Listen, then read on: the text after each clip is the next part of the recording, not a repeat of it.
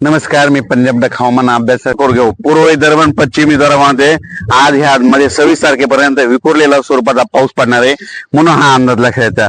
राज्यात एकंदरीत परिस्थिती बघायची तर मराठवाड्यात देखील 26 तारखेपर्यंत जोराचा पाऊस राहणार आहे. 3 दिवस विजेच्या कडकडासह पाऊस पडणार आहे म्हणून हा अंदाज लक्षात घ्यायचा.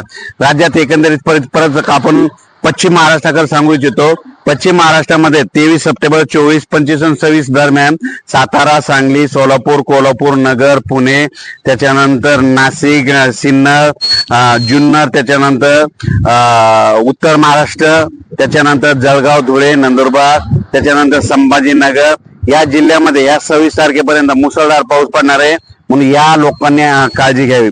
राज्यात सांगायचं झालं तर तुम्हाला एक सांगतो, या 26 तारखेपर्यंत काही भागामध्ये अतिवृष्टी होणार आहे. नाशिक, मुंबई, त्याच्यानंतर पुणे, कोकणपट्टी, त्याच्यानंतर संभाजीनगर, मालेगाव, त्याच्यानंतर पुणे भागामध्ये सातारा, सांगली, सोलापूर, कोकणात देखील अतिवृष्टी होणार आहे म्हणून हा अंदाज लक्षात येतात. पण राज्यात सांगायचं झालं तर पूर्व विदर्भ, पश्चिम विदर्भ यामध्ये 26 तारखेपर्यंत भाग बदलत पाऊस पडणार आहे म्हणून हा अंदाज लक्षात येतात. त्याच्या